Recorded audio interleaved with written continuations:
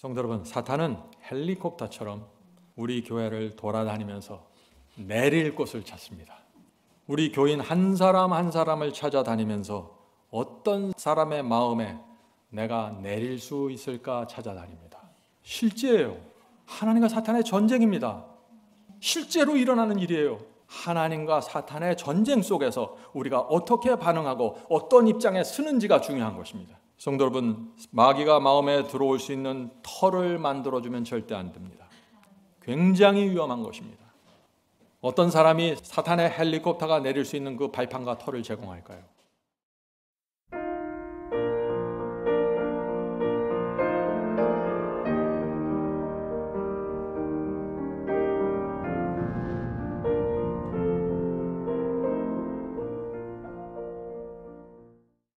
오늘은 누가복음 22장을 살펴보려고 합니다. 22장에 있는 말씀을 한 절 한 절 살펴보면서 그 의미를 우리가 나누도록 하겠습니다. 누가복음 22장은 예수께서 십자가 가기 직전의 상황입니다. 이제 몇 시간이 지나면 예수께서 십자가에 매달리게 되고, 그렇게 되면 12 제자들은 어떻게 될까요? 엄청난 시련과 환난으로 들어가게 되는 것입니다. 그런 상황에서 누가복음 22장이 기록되었다는 것입니다. 자, 제자들은요 3년 반 동안 주님을 따랐습니다. 그때 사탄이 가만히 있었을까요? 사탄은 계속해서 이 제자들을 흔들어댔습니다. 사탄이 이 제자들을 흔들어댄 이유와 목적이 무엇일까요? 그것은 이 제자들이 진리를 버리고 주님을 떠나가게 하기 위해서 흔들어댄 것이죠. 그것이 목적입니다. 자, 그런데 이제 예수님의 생애 마지막 국면까지 온 것입니다. 예수께서 이 제자들을 다 불러놓고 떡을 떼서 나누시면서 그들의 발을 하나하나 씻겨주는 예식을 하셨습니다. 그런데 놀랍게도 그 영광스럽고 아름다운 장면에서 사탄이 가룟 유다 속으로 들어갔다고 하는 것입니다. 이것이 참 이상한 것입니다. 자, 이제 질문을 드립니다. 12 제자 모두 죄를 범했고 참 부족했던 사람들이었습니다. 그런데 왜 사탄은 가룟 유다에게만 들어갔을까요? 많은 분들이 이 질문을 합니다. 성도 여러분, 유다의 죄에 빠지면은요 마귀가 우리 안으로 들어옵니다. 그래서 오늘 말씀이 중요한 것입니다. 자, 우리는 이 사탄이 유다에게 어떻게 들어갔는지 그 과정과 그 상황을 잘 봐야겠죠? 우리가 이것을 이해해야 됩니다. 사탄이 사람을 공격할 때 처음에는 밖에서 공격합니다. 처음부터 안으로 들어오질 못해요. 처음에는 밖에서 공격합니다. 이런저런 시험과 유혹을 던져주고 그 사람이 어떻게 반응하나 지켜보는 것입니다. 이런저런 일들을 통해서 그 사람을 속상하게 만들고 분노하게 만듭니다. 또 욕심을 품게 자꾸 자극을 합니다. 성도 여러분, 하나님과 사탄의 전쟁입니다. 이것은 그 사람과 나의 전쟁이 아니라 하나님과 사탄의 전쟁 속에서 우리가 어떻게 반응하고 어떤 입장에 서는지가 중요한 것입니다. 그래서 사탄이 내 주변 사람들을 자극할 때, 또 나를 유혹할 때 중요한 것입니다. 그때 우리 마음이 말씀과 성령으로 지배받지 않으면 어떻게 될까요? 무너지게 되는 것입니다. 사탄은요 참 사소한 것들을 갖고 공격합니다. 말들을 통해서 시험합니다. 함부로 내뱉는 말, 자존심 건드리는 말, 교만한 눈길, 이런 것들을 이용해서 사탄이 불화살을 쏘는 것입니다. 성경에 불화살의 말씀이 나오죠. 불화살이 우리 마음에 꽂히는 것입니다. 그러면 참 고통스럽죠. 그런데 아십니까? 유다의 죄는 이런 죄가 아닙니다. 유다는 전혀 다른 차원의 죄로 들어간 것입니다. 그것이 무엇일까요? 이제 누가복음 22장을 보면서 유다의 죄가 무엇인지 살펴보겠습니다. 누가복음 22장 1절부터 3절입니다. 유월절이라 하는 무교절이 가까우매 제사장들과 서기관들이 예수를 무슨 방책으로 죽일고 연구하니 이는 저희가 백성을 두려워함이더라. 12 중에 하나인 가롯인이라고 부르는 유다에게 사단이 들어가니. 분명하죠? 사탄은 유다를 밖에서 시험하고 유혹하다가 결국에는 십자가 직전에 유다 속으로, 유다 안으로 들어갔다는 것입니다. 이것이 무슨 뜻입니까? 참 이상합니다. 유다는 똑똑한 사람이었습니다. 누구보다도 큰 특권을 받았습니다. 예수님의 설교를 가장 가까이서 들었던 사람들 중에 하나입니다. 설교를 들을 때마다 성령께서 계속 그 유다의 마음을 감동했습니다. 교만을 버려라, 이기심을 버려라, 내 뜻을 꺾어라, 계속해서 호소하셨습니다. 그런데 유다는 어떻게 했습니까? 끝까지 내려놓지 않고 끝까지 갔습니다. 끝까지 자기 생각을 고집하고 자기 뜻을 주장했습니다. 그래서 결국 사탄이 유다 안으로 들어가서 은 30냥에 예수를 팔게 하는 결정을 내리게 만든 것입니다. 유다의 문제가 무엇입니까? 성령의 호소를 계속해서 거절한 것입니다. 죄를 계속해서 고집한 것입니다. 그래서 유다의 마음에 사탄이 들어와서 앉을 수 있는 터가 마련된 것입니다. 성도 여러분, 우리 마음에 터가 마련돼야 사탄이 들어와서 주저앉을 수 있는 것입니다.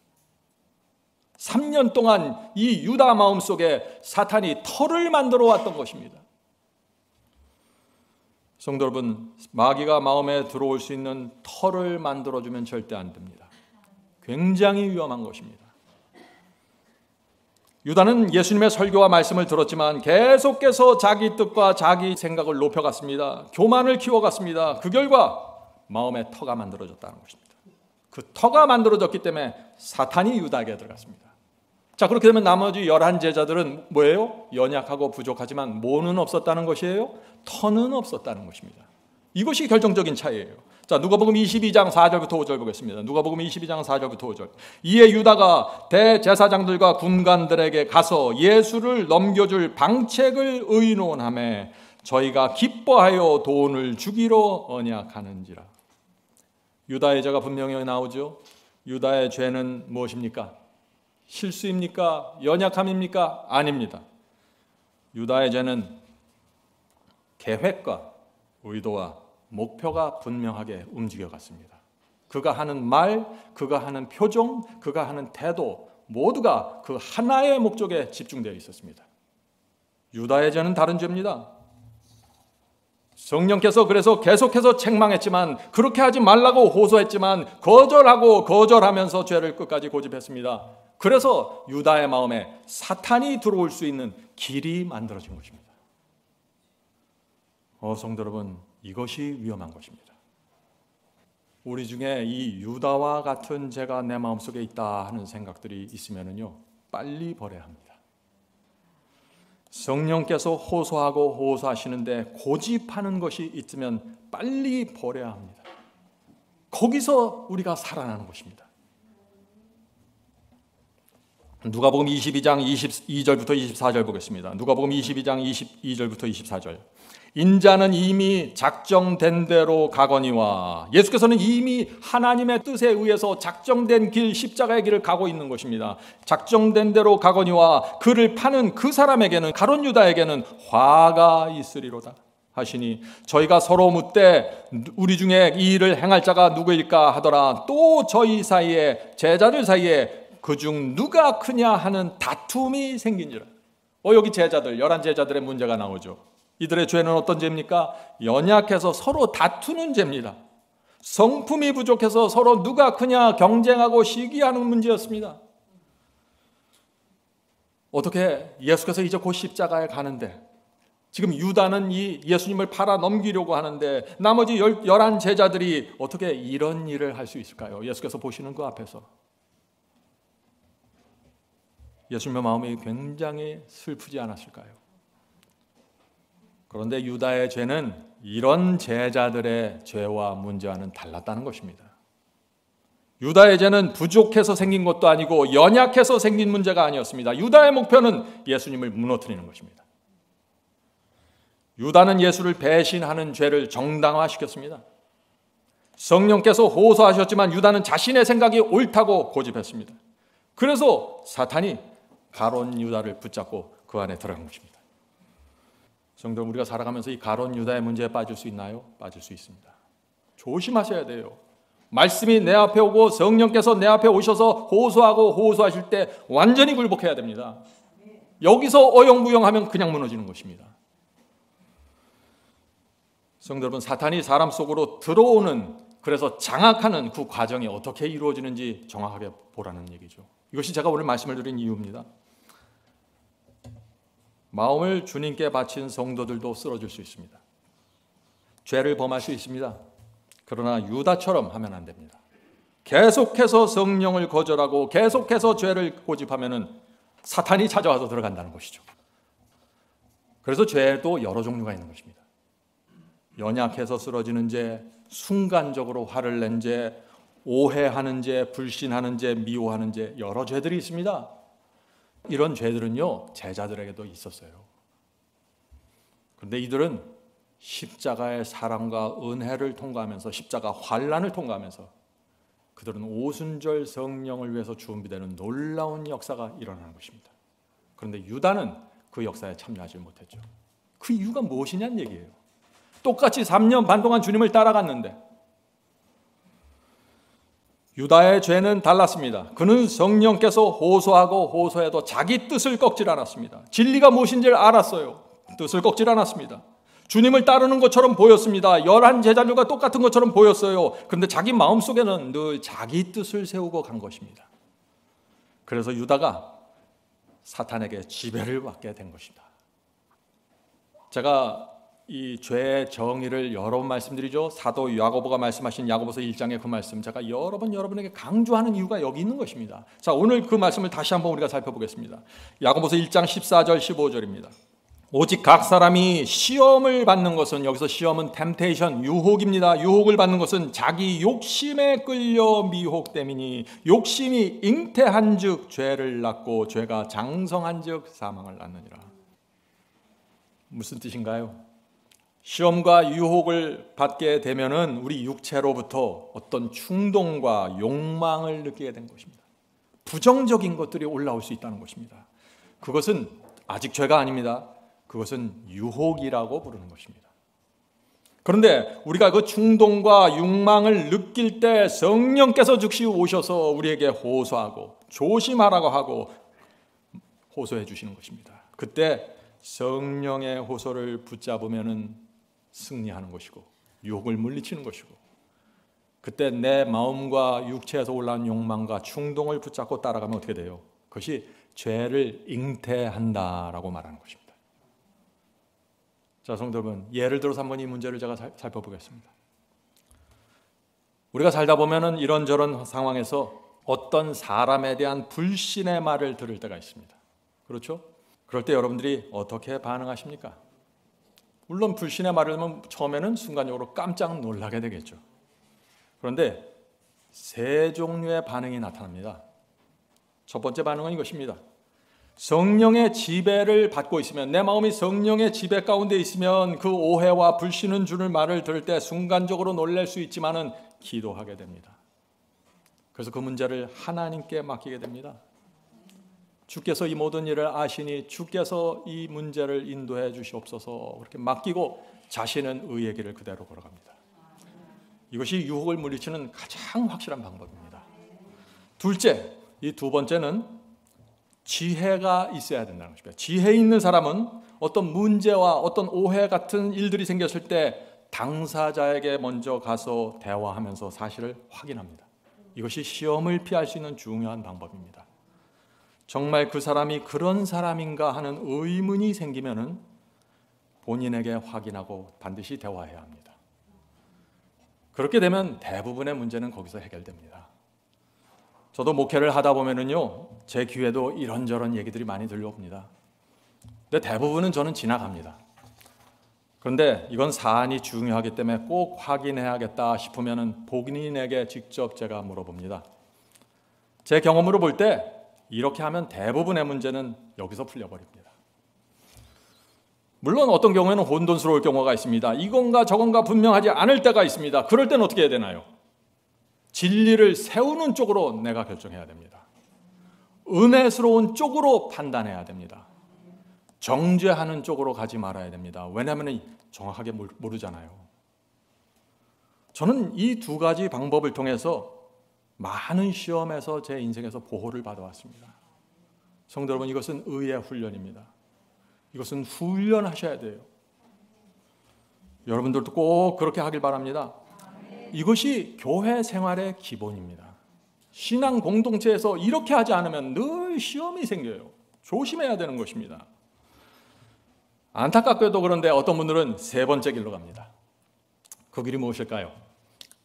어떤 불신의 말을 들었습니다. 그때 본인에게 확인하지 않고 기도하지 않고 곧바로 그 사람을 비판하고 속상해하고 시험에 들어가게 되는 것이죠.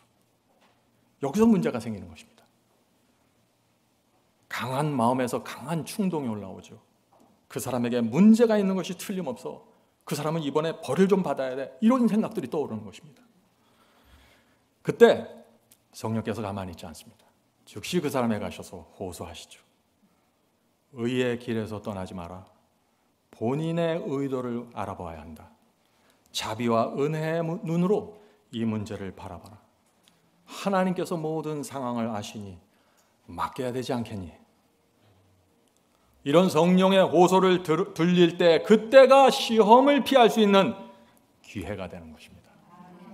성령의 세미한 음성을 들으셔야 됩니다. 그래야 유혹을 물리치고 승리의 경험으로 우리가 들어갈 수 있습니다. 자, 성도 여러분, 다른 사람에게 이 불신과 오해를 불러주는 이 말을 하고 그런 분위기를 주는 것 큰 죄죠. 이 불신의 말은요, 우정을 깨트리고 성도들의 아름다운 관계를 망가뜨릴 수 있습니다. 그래서 우리가 조심해야 되는 것입니다.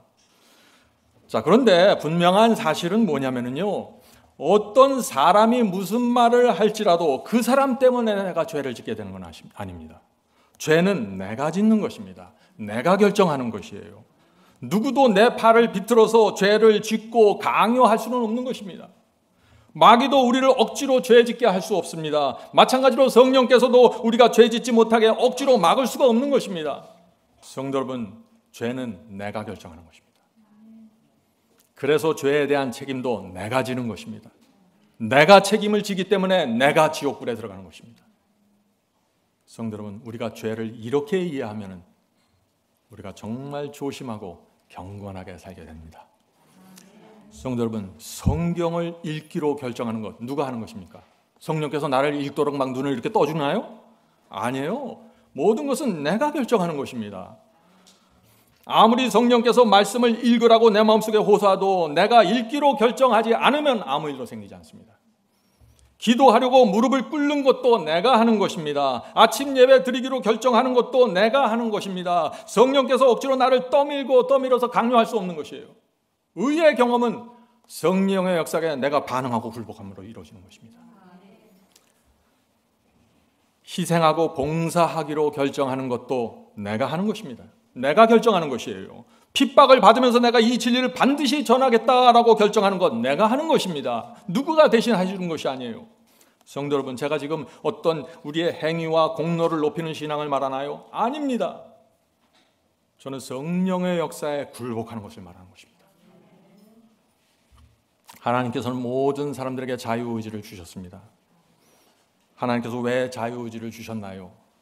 반응하고 결정하라고 주신 것입니다.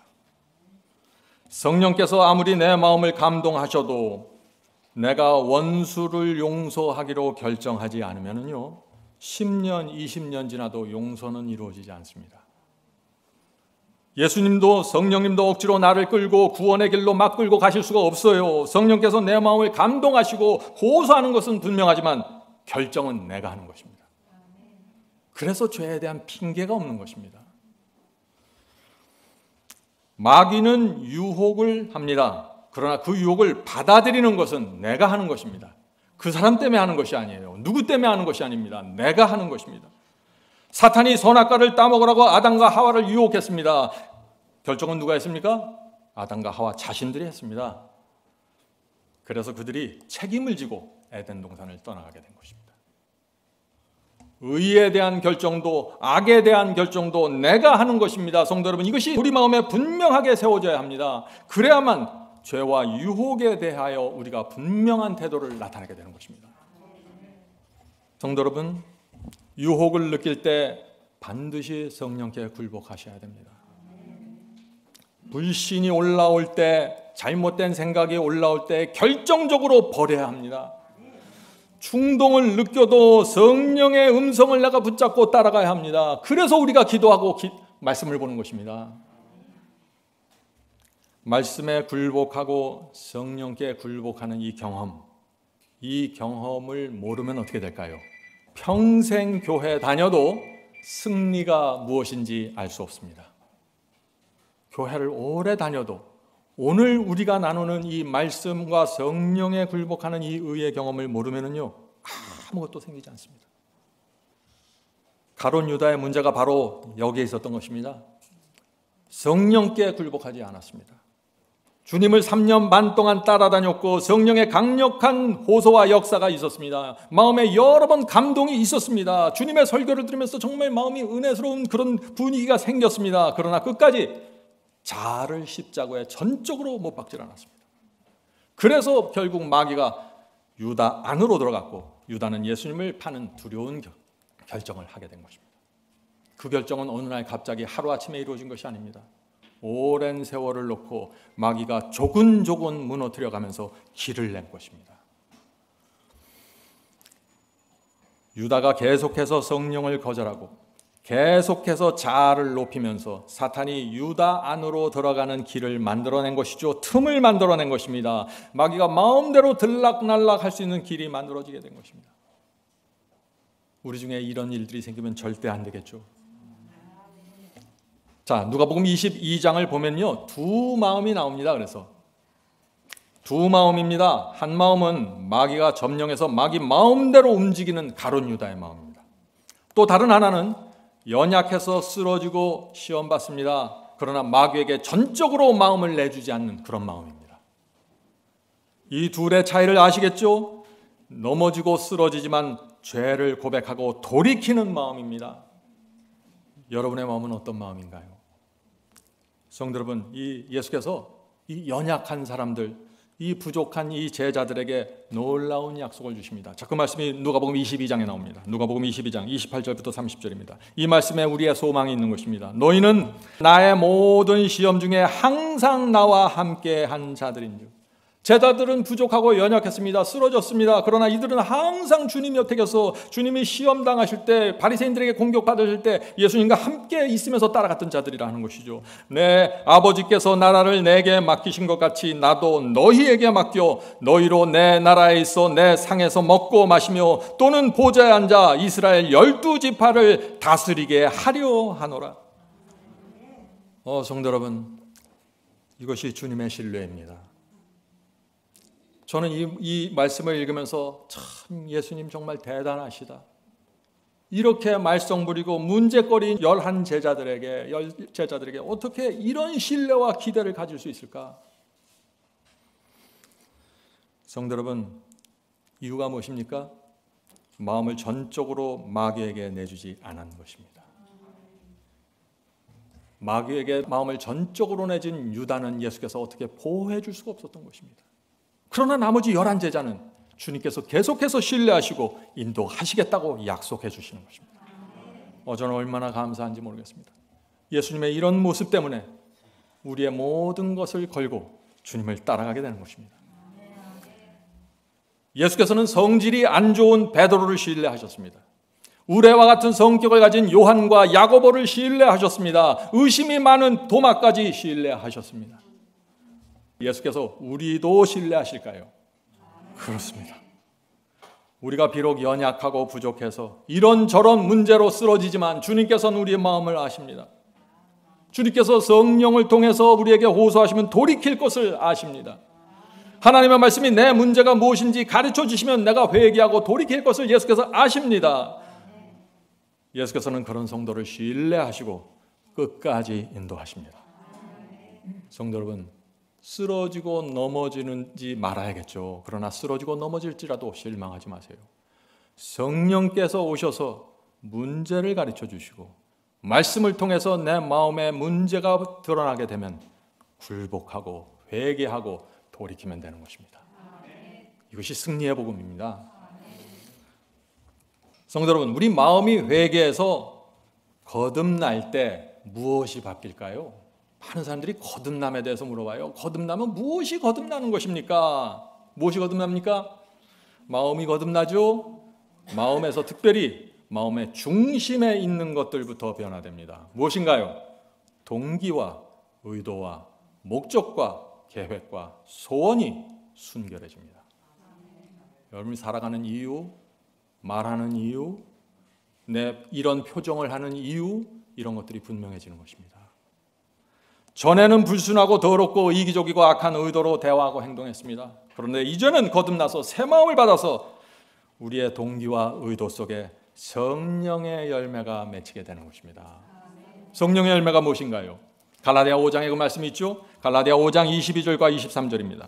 오직 성령의 열매는 사랑과 희락과 화평과 오래 참음과 자비와 양성과 충성과 온유와 절제니 이 같은 것을 금지할 법이 없느니라.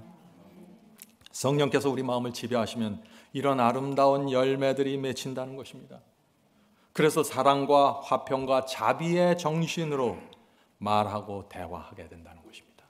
다른 말을 들을 때, 다른 사람의 하는 말을 들을 때도 이런 마음과 이런 정신을 갖고 듣게 된다는 것입니다. 성령의 열매입니다, 이것이. 예수께서는 우리의 연약함과 부족함을 다 아십니다.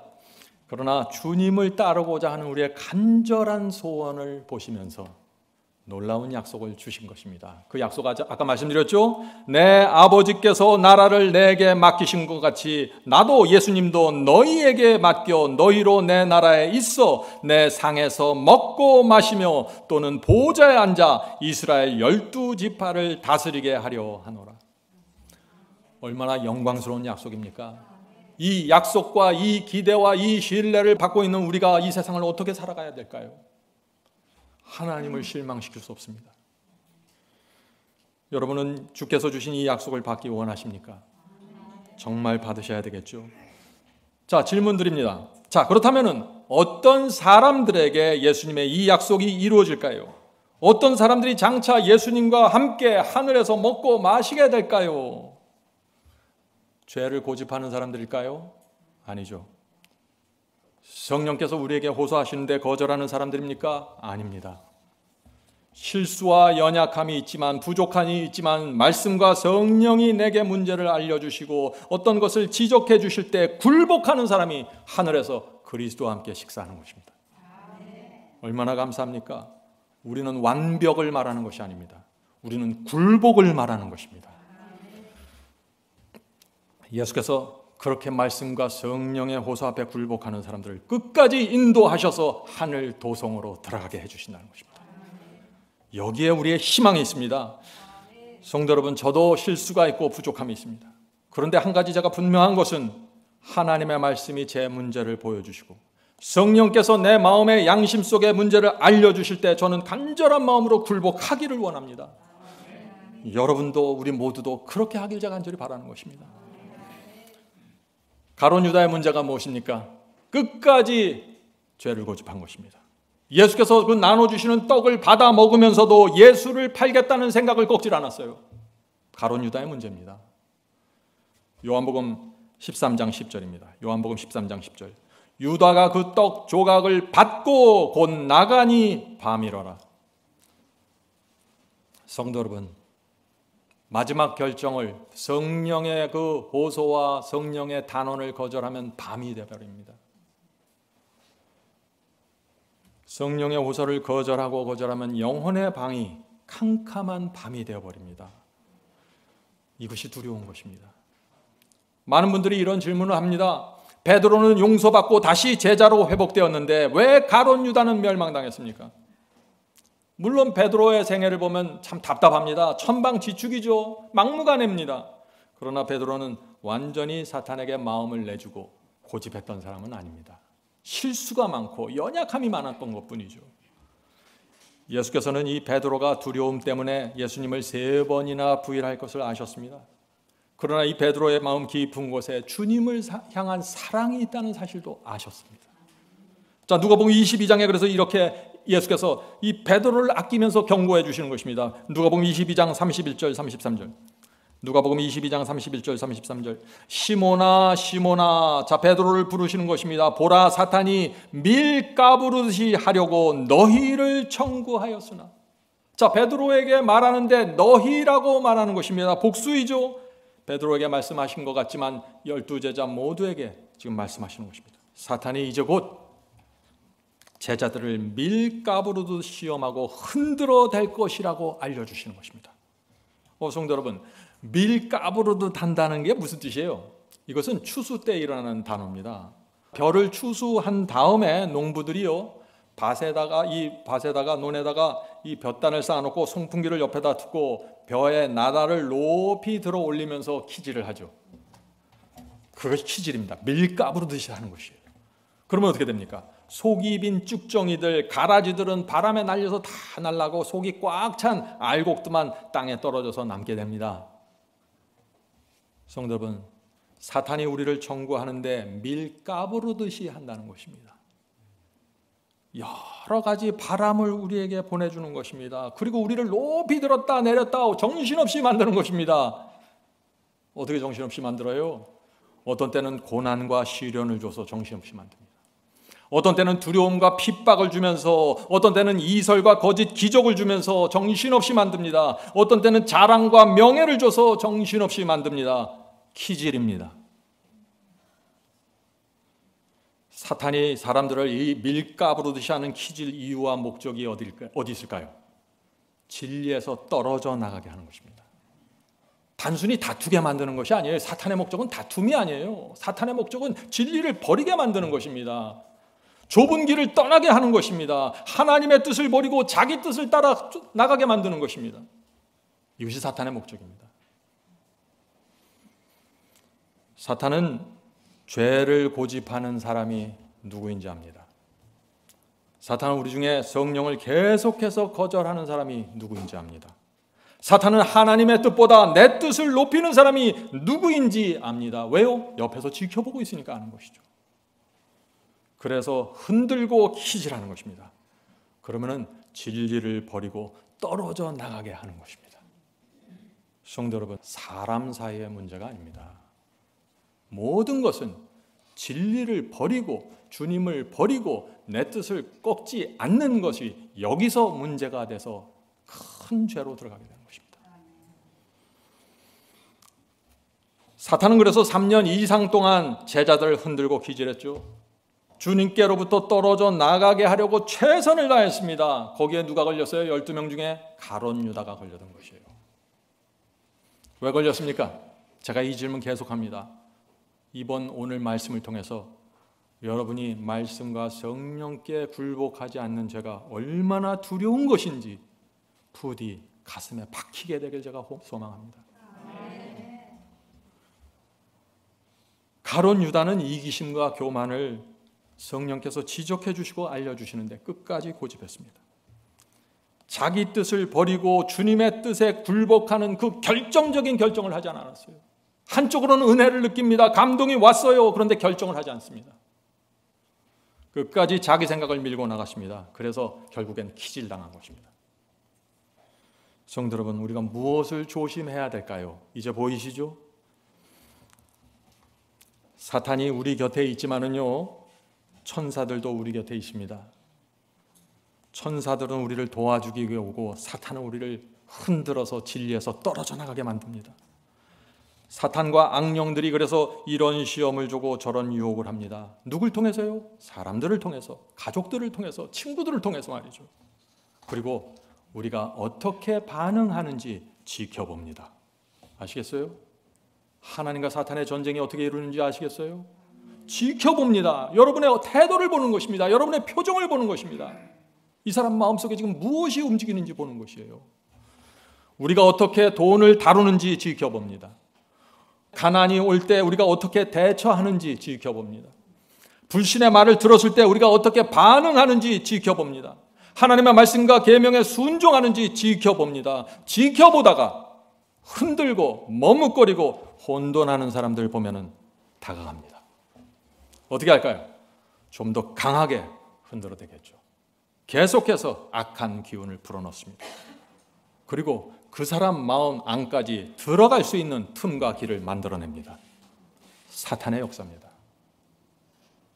사탄의 이 전략을 정확하게 보지 못하면 여러분은 계속해서 흔들리고 시험받게 될 것입니다. 성도 여러분, 위험이 오는 모습을 볼 줄 알아야 됩니다. 선과 악을 분별할 수 있어야 돼요. 여러분이 순종하기를 망설이고 머뭇머뭇거릴 때 위험하다는 것입니다. 여러분이 죄를 고집하고 성령을 밀어낼 때 위험한 것입니다. 그렇게 하면 사탄이 더 적극적으로 오는 것입니다. 자, 32절 보겠습니다. 누가복음 22장 32절. 그러나 내가 너를, 주님께서 베드로를 위하여, 내가 너를 위하여 내 믿음이 떨어지지 않기를 기도하였노니. 이것이 주님의 은혜입니다. 이 한심하고 답답하고 부족한 제자들을 향해서 너희들의 믿음이 떨어지지 않길 내가 기도하겠다. 너는 돌이킨 후에 내 형제를 굳게 하라. 예수께서는 아셨습니다. 베드로가 형편없이 나가 떨어질 것을 아셨어요. 그래서 너희는 돌이킨 후에 형제를 굳게 하라. 소망을 주시는 것입니다. 예수께서는 이 베드로가 주님을 3번이나 부인할 걸 아셨죠. 유다가 예수님을 팔아넘기자 예수께서 법정에 서셨습니다. 베드로는 예수님을 따라갔습니다. 그런데 그 분위기, 그 두려움과 공포의 분위기에 압도되어 겁에 질렸던 것입니다. 그런데 그때 어떤 여자아이가 베드로에게 와서 당신도 저 예수와 한패가 아닌가라고 소리를 쳤죠. 그때 이 베드로가 무서워서 어떻게 됩니까? 나는 예수를 모른다 하고 부인한 것이죠. 예수께서 말씀하신 대로 이 베드로는 닭이 2번 울기 전에 3번 부인했습니다. 그 3번째 부인하면 할 때 이 베드로가 무엇을 봤을까요? 자기도 모르게 예수님의 얼굴을 바라보게 됐습니다. 예수님의 눈과 베드로의 눈이 마주쳤습니다. 어땠을까요? 베드로는 그 자리에서 견디지 못하고 밖으로 뛰쳐나가서 통곡을 했습니다. 얼마나 괴로웠을까요? 성도 여러분, 우리도 마찬가지입니다. 말도 안 되는 죄를 범하고 남에게 말하기도 창피한 죄를 범하면요, 우리 눈이 예수님의 눈을 바라보게 됩니다. 그럴 땐 너무나 괴로워서 방에 들어가 통곡을 하게 됩니다. 주님, 면목이 없습니다. 제가 어쩌다가 이런 죄를 졌는지 모르겠습니다. 주 용서해 주시옵소서. 예수께서는 이런 베드로와 같은 성도들을 포기하지 않고 인도하시겠다고 약속하신 것입니다. 너희는 돌이킨 후에 내 형제를 굳게 하라. 무슨 뜻인가요? 너희가 큰 죄를 범할 것이지만 낙담해서 포기하지 마라. 회개하고 돌이킨 후에 형제들을 붙잡아주고 너희 남은 인생을 내가 너희에게 준 복음을 위해서 바쳐다오. 이것이 예수께서 우리에게 주신 부탁입니다. 성도 여러분, 주님의 사랑이 느껴지시나요? 이런 주님의 사랑을 모르면은요, 우리 중 누구도 다시 일어서서 주님께 갈 수 있는 용기를 낼 수 없는 것입니다. 성도 여러분, 우리는 주님께서 어떤 분인지 알아야 합니다. 그것을 알면 우리의 온 마음을 다해서 감사와 충성으로 주님께 모든 것을 드리게 됩니다. 성도 여러분, 오늘 우리가 우리의 생애를 주님께 드립시다. 그것이 큰 우리에게 영광이 되고 약속이 되는 것입니다. 예수께서 이 제자들이 믿음을 부인할 것을 미리 알려주시자 베드로가 이렇게 대답합니다. 베드로의 대답을 보세요. 참 용기 충천합니다. 33절이죠. 베드로가 말하되 주여, 내가 주와 함께 오게도 죽는데도 가기를 준비하였나이다.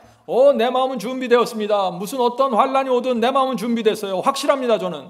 이렇게 대답하는 것이죠. 왜 이렇게 대답했나요? 베드로는 지금 자기 자신이 어떤 사람인지 전혀 모르는 것입니다.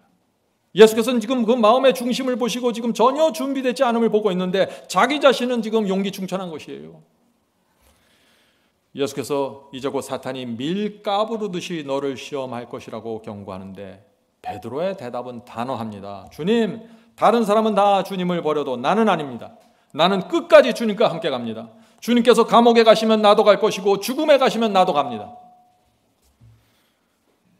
성도 여러분, 베드로가 지금 거짓말하는 것입니까? 아니에요.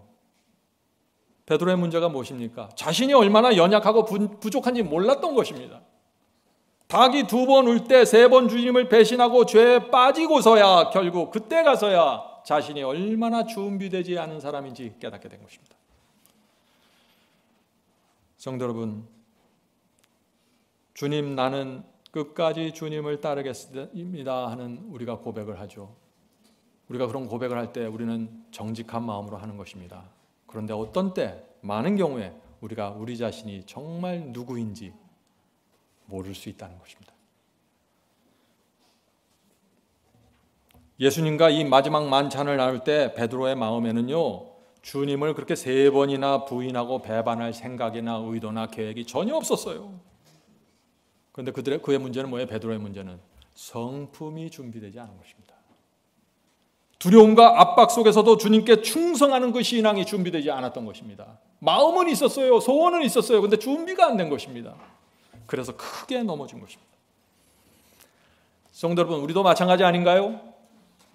우리도 베드로처럼 지금은 우리가 주님을 끝까지 따르겠다고 고백합니다. 그것은 우리의 정직한 고백입니다. 그러나 우리가 갖고 있는 문제를 모를 수 있다는 것입니다. 우리가 갖고 있는 이 문제가 언제 나타납니까? 환난이 올 때, 시련이 올 때, 사탄이 흔들어댈 때, 그때 내가 누구인지 나타나게 되는 것입니다. 성도 여러분, 그래서 흔들어댈 때 조심해야 되는 것입니다. 그때 내가 나타나기 때문에 조심해야 되는 것입니다. 물론 우리가 시험 받고 쓰러지는 거 좋은 거 아닙니다. 그렇게 하면 안 되겠죠. 그러나 쓰러짐을 통해서 배우게 됩니다. 쓰러짐을 통해서 우리 자신을 보게 됩니다. 그래서 이 쓰러짐의 경험도 결국 주님의 은혜가 되는 것이에요. 성도 여러분, 그러나 제가 간절하게 여러분께 호소하는 것은 이것입니다. 쓰러졌을 때 겸손해야 합니다. 성령의 음성을 듣고 굴복하셔야 됩니다. 쓰러짐을 통해서 쓰러졌을 때 교훈을 받고 겸손하게 배우셔야 합니다. 그래야 베드로처럼 다시 일어나서 성장하게 됩니다. 성도 여러분, 아무리 신앙이 좋고 성화된 사람도 실수하고 넘어질 수 있습니다. 그러나 죄를 고집하지 말라는 것입니다. 그것을 고집하고 성령을 외면하면 희망이 없습니다. 성장이 없습니다. 영적으로 죽게 되고 사탄에게 마음의 발판을 내놓게 됩니다. 일로 들어오세요 하고 발판을 내주게 되는 것이죠. 발판이 어떻게 생깁니까? 마음의 감정에 쓴뿌리가 생길 때 발판이 생기는 것입니다. 섭섭함과 불신이 내 마음에 뿌리를 내릴 때 내 마음에 발판이 생기는 것입니다. 사탄이 짚고 들어오는 발판이 생기는 것이죠. 위험한 것입니다. 그래서 죄를 범했던 것을 내가 인식하잖아요. 네가 죄를 범했다, 조심해라, 성령께서 알려주실 때 그때 즉시 무릎을 꿇고 회개하셔야 돼요. 여러분들은 주님을 사랑하잖아요. 죄를 붙잡고 가기를 원치 않잖아요. 그렇기 때문에 죄를 범했을 때는 빨리 무릎을 꿇고 회개하셔야 된다는 것입니다. 회개는 즉시 해야 됩니다. 내가 죄를 범한 사실을 인식하는 즉시 회개해야 됩니다. 많은 사람들의 문제가 뭐예요? 죄를 자꾸 질질 끌고 다니는 것이에요. 그렇게 되면 어떻게 됩니까? 사탄이 우리 속에 들어오는 발판이 생기고 길이 만들어지는 것입니다. 이게 무서운 것이에요. 어떤 사람은 회개를 하긴 해요. 그런데 참 오래 걸려요. 한 주일, 2주일, 한 달, 2달 끌다가 온몸에 상처를 입고 그때야 죄를 버립니다. 주여 용서하시옵소서. 이게 위험하다는 것이에요. 그 사이에 마음에 발판이 생기기 때문에 그렇습니다. 회개는 무엇입니까? 성령께서 알려주시고 성령께서 내 마음을 감동시켜야 가능한 것입니다. 성령께서 내게 알려주실 때 정말 바이러스처럼 버려야 되는 것이에요. 문둥병처럼 버리라고 그래서 성경은 말하고 있는 것입니다. 회개를 미루면 어떻게 될까요? 사탄이 들어오는 길이 열리게 된다는 것이죠. 여러분 속에 꽁한 마음이 있습니까? 섭섭한 마음이 있나요? 불신의 마음이 있나요? 이런 것들을 계속해서 마음에 품고 있으면 내가 영적으로 죽는 것이에요. 사탄이 들어와서 마음을 지배하게 되는 것입니다. 빠져나가지 못해요. 그래서 우리가 아침에 일어나서 예배드리고 기도할 때 늘 성령과 말씀을 통해서 내 모습을, 내 마음을 살펴야 되는 것입니다. 주여, 제 속에 무엇이 있습니까? 내 속에 혹시 악한 감정이 있나요? 하나님께서 인정하지 않는 생각이 있습니까? 알려주셔요. 주께서 알려주시기만 하면 제가 다 버리겠습니다. 이런 사람들이 하늘 백성입니다. 참, 그런데 요새 기독교에 보면은요, 어떤 분들은, 많은 분들이 죄를 버릴 수 없습니다 라는 말들을 자꾸 해요. 왜 버리지 못하나요? 자아를 십자가에 못 박지 않으니까 버리지 못하는 거예요. 나를 못 박지 않으면 예수님을 못 박게 되는 것입니다. 나를 못 박지 않으면 진리를 십자가에 못 박게 돼요. 그래서 빨리 결정해야 되는 것입니다. 시간을 끌면 안 되는 것이에요. 회개할 때요, 하나님께만 회개하지 마세요. 죄를 범한, 내가 실수를 범한 그 사람에게도 해야 됩니다. 형제여, 죄송합니다. 제가 지나쳤습니다. 용서하세요. 우리 앞으로 다시 형제의 사랑을 갖고 갑시다. 이것이 그리스도인입니다. 성도 여러분, 이것이 예수께서 말씀하신 어린아이와 같은 마음이에요. 어린아이와 같은 마음. 예수께서 말씀하셨죠? 너희 마음이 어린아이와 같지 아니하면 결단코 천국에 들어갈 수 없다고 하셨어요. 어린아이 같은 것이 어떤 것입니까? 어린아이는 넘어져서 아파도 엄마가 안아주면 금세 즐거워합니다. 어린아이는 울다가도 사탕 하나 꺼내서 입에 넣어주면 금세 웃습니다. 왜 그럴까요? 어린아이는 악한 감정을 마음에 오래 품을 수 없어요. 어린아이는 부정적인 감정을 마음에 품질 않습니다. 어린아이는 복수하는 정신을 고집하지 않습니다. 어린아이는 감정과 정신이 빠르게 회복이 됩니다. 그래서 예수께서 어린아이처럼 되라고 하신 것이에요. 이 어린아이 같은 그리스도인은요, 넘어지고 쓰러지더라도 반드시 일어나서 회복하고 성장합니다. 하나님께서 그래서 그런 영혼들을 분명하게 인도하실 수 있는 것입니다. 자, 살다 보면은요, 사실 우리 생각과 의도와는 다르게 내가 원치 않지만 자꾸 죄에 점점점 깊이 빠져들어갈 때도 있습니다. 이해하십니까? 처음에는 그럴 생각이 없었어요. 그런데 대화를 하다 보니까 나도 모르게 그런 말을 하게 됐고 그런 행동을 하게 되었어요. 그런데 그때 빨리 회개하고 관계를 회복했으면 좋았을 텐데 점점 더 깊은 늪에 빠져들어가는 분들도 계시다는 것입니다. 그러면서 혼자 눈물을 흘리면서 후회를 합니다. 하나님, 제가 왜 그랬을까요? 그런데 관계는 회복을 못해요. 그 자존심 때문에 나를 용서하세요 하는 그 한마디를 내뱉질 못하는 것입니다. 가족에서도 그렇고 교회에서도 그렇고. 성도 여러분, 그래서 사람들의 관계가 깨어지고 슬픈 생애를 살게 되는 것입니다. 거기까지 가면 어떻게 되는 줄 아세요? 우리가 거기까지 가게 되면요, 결국 우리 신앙이 흔들리고 믿음이 떨어지는 것이에요. 그래서 예수께서 말씀하신 내가 너희를 위해서 기도해 주겠다. 내가 너를 위하여 내 믿음이 떨어지지 않기를 기도하노니. 거기까지 가지 말라는 것이죠. 성도 여러분, 주님께서 우리가 죄를 범했을 때도 기도해 주십니다. 근데 지나치게 더 가지 말라는 것이에요. 그렇게 되면 너희 믿음이 떨어져서 위험하다.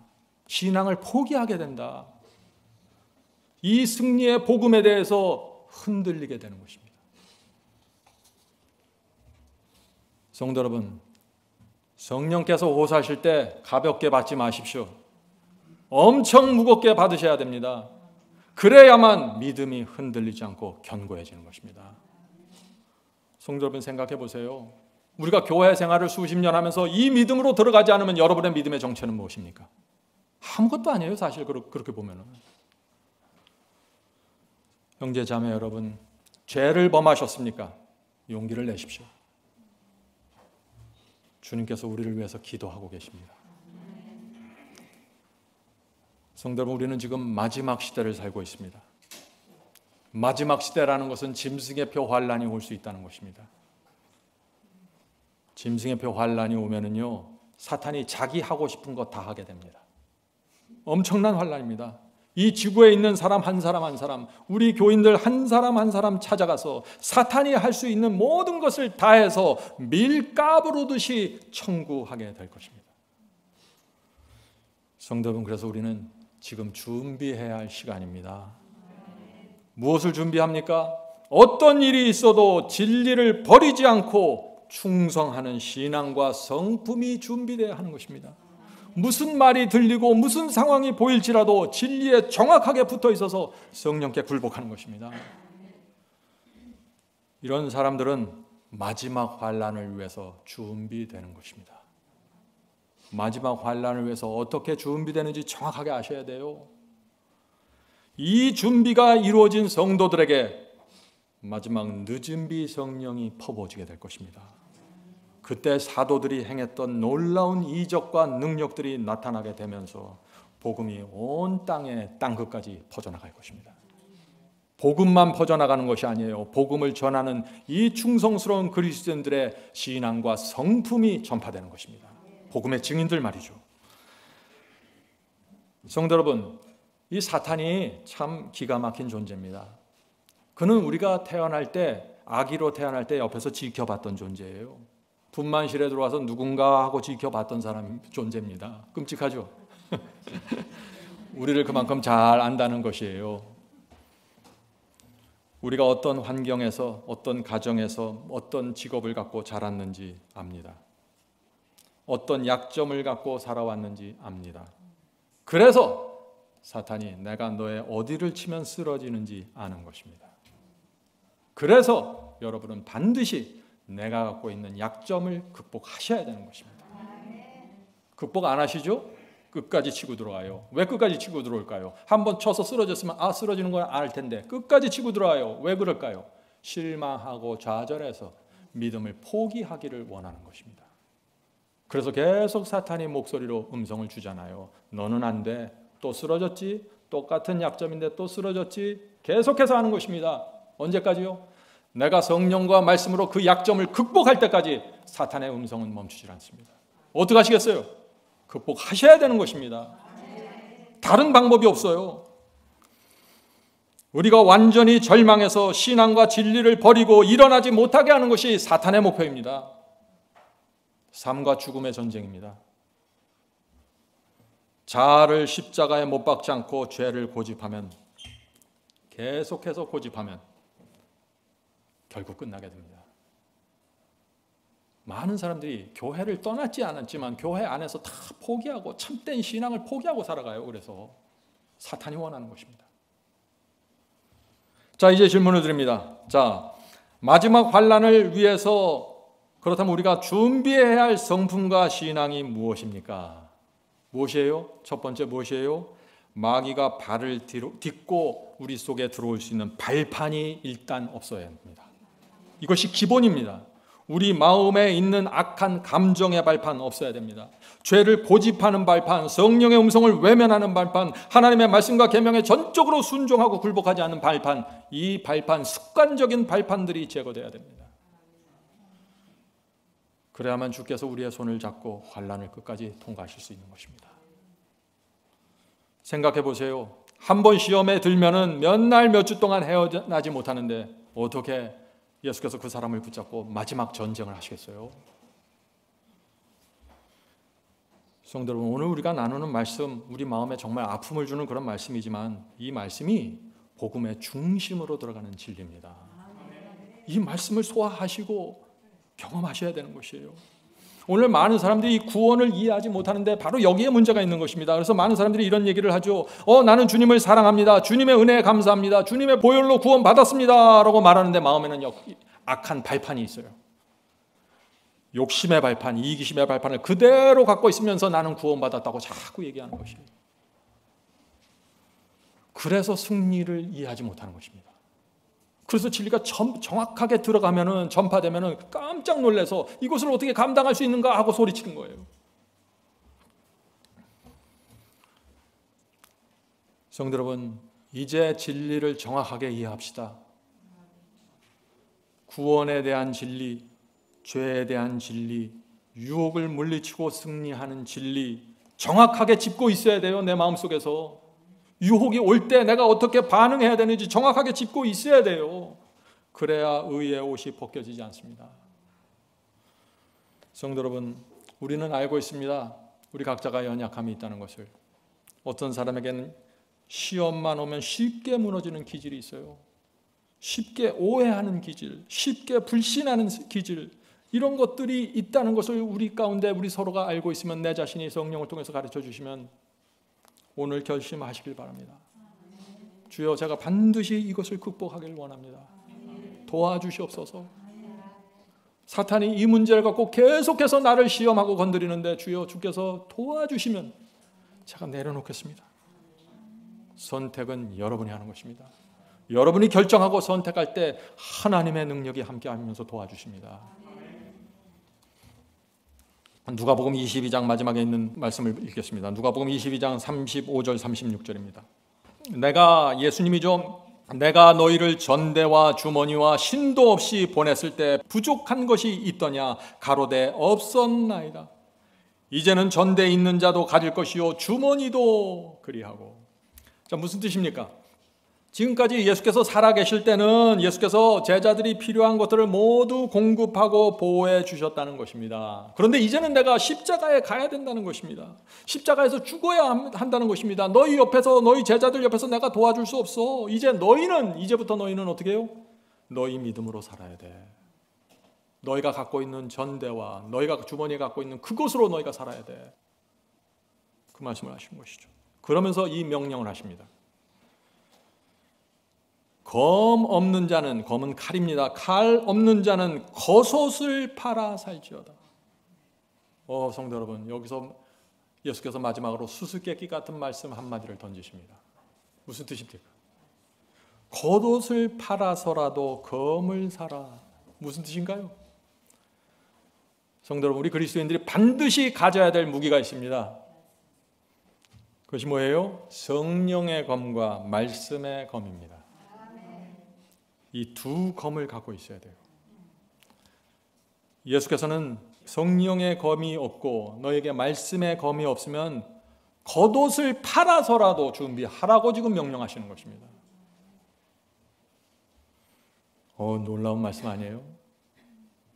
너희가 겉옷을 벗어서 팔고 벌거벗고 추위에 떨고 정말 남들이 보면 흉측하게 보일지라도 반드시 검을 가지고 있어야 된다는 것입니다. 그런데 참 안타까운 것은요, 이 현대인들이 이 검을 사는 것이 참 어렵습니다. 먹고 사는 일 때문에 너무 바빠요.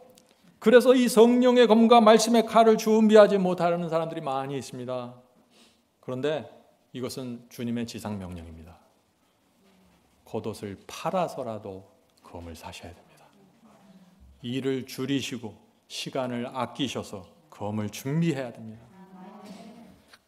이 세상에서 여러분들 시간 다 쓰고 아무리 성공해도 이 성령의 검과 말씀의 검이, 예리한 검이 준비되지 않으면 아무것도 아닙니다.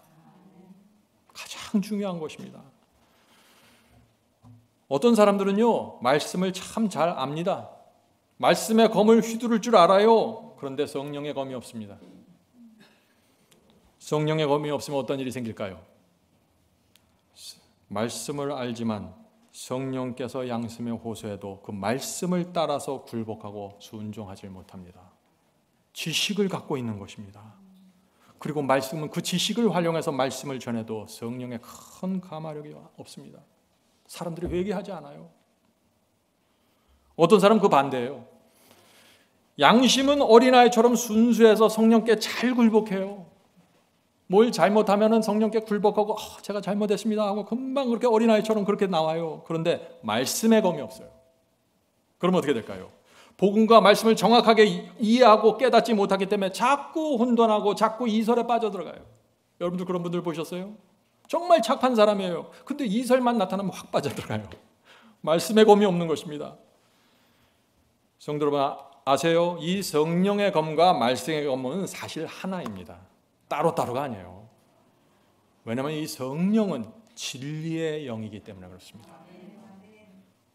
우리 마음을 주님께 정말 온전히 드리면은 성령의 검과 말씀의 검을 반드시 갖게 되는 것입니다.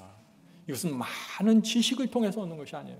내가 이해하고 하나님께서 내 마음에 주신 그 말씀을 소중히 받아들이는 사람들이 이 검을 갖게 되는 것입니다. 그래서 그 사람들의 표정과 태도와 삶 속에서 하늘에 대한 확신이 나타나게 되는 것입니다. 이 바울은 히브리서에서 놀라운 말씀을 하십니다. 검에 대한 말씀을 하십니다. 이 검이 얼마나 예리하고 날카로운 것인지. 자, 히브리서 4장 12절입니다. 히브리서 4장 12절. 하나님의 말씀은 살았고, 하나님의 말씀은 죽은 게 아니에요. 그냥 문자가 아니었어요. 살아서 움직이는 것입니다. 하나님의 말씀은 살았고 운동력이 있어 좌우의 날선 어떤 검보다도 예리하여 혼과 영과 및 관절과 골수를 찔러 쪼개기까지 하며 또 마음의 생각과 뜻을 감찰하나니. 놀라운 말씀 아닙니까? 성도 여러분, 하나님의 말씀을 성령의 감동을 우리가 받으면요, 그 말씀은 살아서 움직이면서 강력한 힘이 됩니다. 그래서 그 말씀이 내 혼과 영과 관절과 골수까지 찔러서 쪼개버리는 것입니다. 왜 쪼개요? 그 속에 감추어 있는 내 문제를 보여주기 위해서 쪼개버리는 것입니다. 이 검이 들어와서 나를 찌르고 파헤치고 쪼개기 전까지는 내가 준비되지 않았던 사실을 몰라요. 내가 나를 모르는 것입니다. 내가 무슨 죄를, 무슨 문제를 갖고 있는지 전혀 모르겠어 영적인 거만 가운데 살아가 버리는 거죠. 여러분은 왜 말씀을 읽으십니까? 왜 성경을 열심히 읽으시나요? 말씀이 내 문제를 정확하게 보여주어서 그것을 고치고 회개하고 버리기 위해서 말씀을 읽는 거 아닌가요? 성도 여러분, 말씀이 내 혼과 골수를 찔러 쪼개는 이 경험을 하지 못하고 교회를 다니면 어떻게 될까요? 아주 이상한 모습으로 신앙하게 됩니다. 1년에 성경 통독을 여러 번 하고 여러 번 성경을 노트에 기록하고 복사해도 말씀이 내 혼과 영과 골수를 찔러 쪼개지 못하면 아무런 영적인 경험, 의의 경험이 일어나질 않아요. 회개도 안 되고 변화도 없습니다. 성도 여러분, 이 검을 다른 사람을 정죄하는 데 사용하면 안 되겠죠. 이 검은 다른 사람을 치기 위한 검이 아닙니다. 이 검은 나를 찔러 쪼개는 검입니다. 말씀의 검으로 그래서 나를 쳐야 하는 것입니다. 내 못된 성질을 검으로 쳐내고 마음에 붙잡고 있는 죄를 쳐내야 합니다. 내 감정 속에 자리 잡고 있는 그 마귀의 발판을 말씀의 검으로 쳐내야 되는 것입니다. 그것이 말씀과 성령의 검입니다. 이 검을 가지라고 지금 예수께서 호소하신 것입니다. 어떻게 해요? 겉옷을 팔아서라도. 저는 이제 이 말씀을 읽으면서 얼마나 큰 감동과 무게를 느끼는지 모릅니다. 성도 여러분, 하나님께서 우리를 어떻게 구원하시는지 잘 봐야 됩니다. 대충 보면 안 돼요. 회개하지 않고 말씀과 성령이 알려주는 죄를 버리지 않고 고집하면 구원이 없습니다. 이게 우리 마음속에 정확하게 박혀져야 돼요. 대충 이해하면 안 됩니다. 우리가 이 구원의 진리를 정확하게 받지 않으면 어떤 문제가 생길까요? 자아가 반만 죽은 상태로 신앙하게 됩니다. 예배드리고 기도하고 성경을 읽어요. 그런데 십자가에 반만 못 박힌 상태로 교회 다니게 됩니다. 그러면서 나는 구원받았다고 생각하게 됩니다. 무서운 일이죠. 많은 사람들이 나는 반은 주님을 사랑하고 반은 나를 사랑하면서 나는 구원받다고 생각합니다. 오해입니다. 그런 구원은 없습니다. 하나님의 편이 되든지 사탄의 편이 되는 것입니다. 중간은 없어요. 반은 없어요. 온전한 마음, 나누지 않는 마음을 받아주십니다.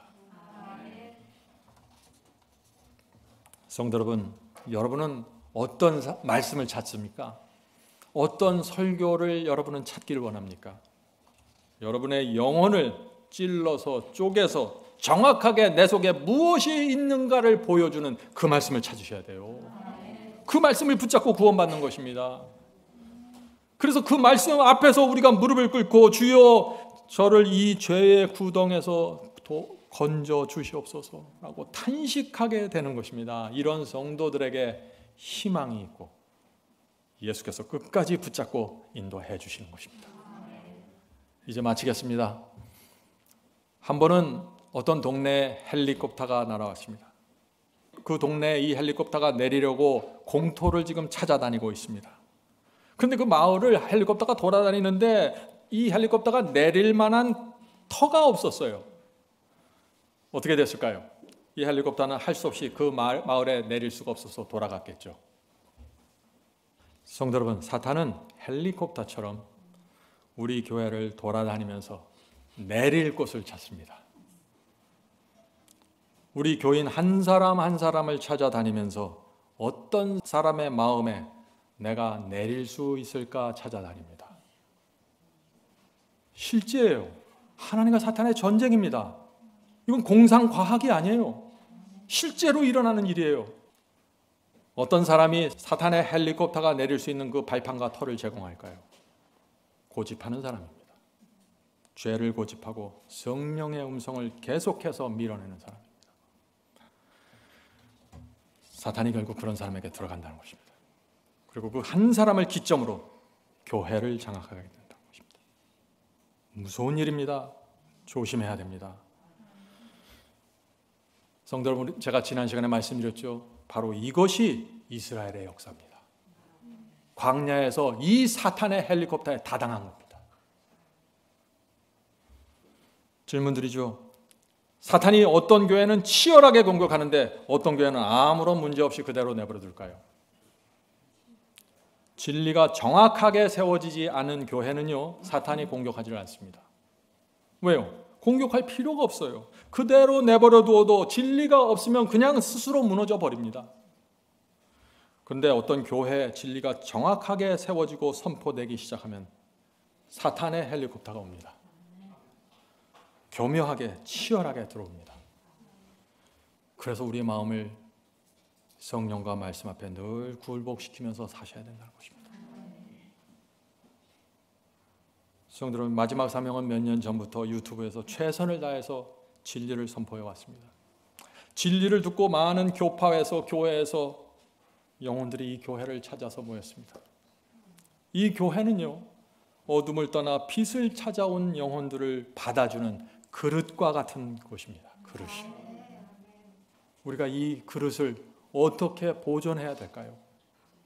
지금 영혼들이 바이블 칼리지를 통해서 말씀에 굴복하고 성령의 감동을 받아서 오고 있는데 이 그릇을 어떻게 보존해야 될까요? 성도 여러분, 하나님과 사탄의 전쟁을 꿰뚫어 봐야 돼요. 그래야만 우리 교회가 어떤 상황을 뚫고 가야 하는지 우리가 들여다보게 되는 것입니다. 사탄이 아무리 공격해도 흔들리지 않는 교회가 되기를 기도합시다. 우리는 좁은 길을 함께 가는 동지들이 되어야 하는 것입니다. 사랑과 진리로 연합합시다. 언제나 우리는 진리의 편에 서야 되고 언제나 사랑의 편에 서야 합니다. 그렇게 하면 사탄이 무너뜨릴 수 없는 요새 같은 연합이 이루어지는 것입니다. 저는 그런 교회를 늘 사모합니다. 다시 말씀드립니다. 넘어지고 쓰러질 수 있습니다. 저도 부족합니다. 그러나 사탄의 헬리콥터가 내려서는 안 되는 것입니다. 그렇게 해야만 하나님께서 이 교회를 붙잡고 인도하십니다. 부디 하나님께서 이 교회를 받아주셔서 진리의 등대를 세워주길 제가 간절히 소원합니다. 하늘에 계신 저희들의 아버지, 저희를 구원해 주시옵소서. 저희의 생각과 저희의 뜻과 저희의 감정과 저희의 정서에서 건져 주시옵소서. 그래서 성령의 열매가 저희 가운데 풍성하게 맺힐 수 있도록 역사해 주시옵소서. 하늘에 계신 아버지, 사탄의 헬리콥터가 늘 돌아다닙니다. 먹잇감을 찾고 있습니다. 저희가 말씀과 성령께 굴복하고 붙잡혀 있을 수 있도록 인도해 주시옵소서. 하늘에 계신 아버지, 저희가 주께서 우리를 구원하시는 진리가 무엇인지 마음에 새기고 쌓을 수 있도록 역사해 주시옵소서. 이제 더 이상 사탄의 공격에 시달리지 않도록 보호해 주시옵소서. 주여, 저희 교회를 주 앞에 드립니다. 이 교회를 늦은 비를 위해서 준비되는 교회로 지켜주시옵소서. 이 안에 있는 영혼들 단 한 사람이라도 실수하고 무너지고 키질당하지 않도록 지켜주시옵소서. 저희의 말씀을 압니다. 저희가 진리가 무엇인지 압니다. 주여, 성령으로 저희의 마음을 감동시켜서 저의 모든 것을 내려놓고 자아를 못 받고 예수 그리스도의 손을 잡고 주님을 따라갈 수 있도록 도와주시옵소서. 하나님의 은혜와 사랑과 저희를 향한 기대에 감사드립니다. 주님의 마음을 다시는 아프지 않게 해주시옵소서. 저희의 부족함 주께서 아시오니 불쌍히 여겨주시고 저희의 손을 놓지 말아 주시옵소서. 주께서 하늘을 약속해 주셨는데 우리가 여기서 무너질 수는 없습니다. 주여 오셔서 저희의 마음과 소원을 받아주시고 남은 생에 인도해 주시옵소서. 이 교회 안에서 진리와 사랑이라는 두 기둥으로 연합할 수 있도록 도와주시옵소서. 주께서 주신 빛이 크고 진리가 큰데 우리가 이렇게 살아갈 수는 없습니다. 주여 저희를 회개케 하시고 돌이키게 하시고 성장시켜 주시옵소서. 예수님의 이름으로 간절히 기도드립니다. 아멘.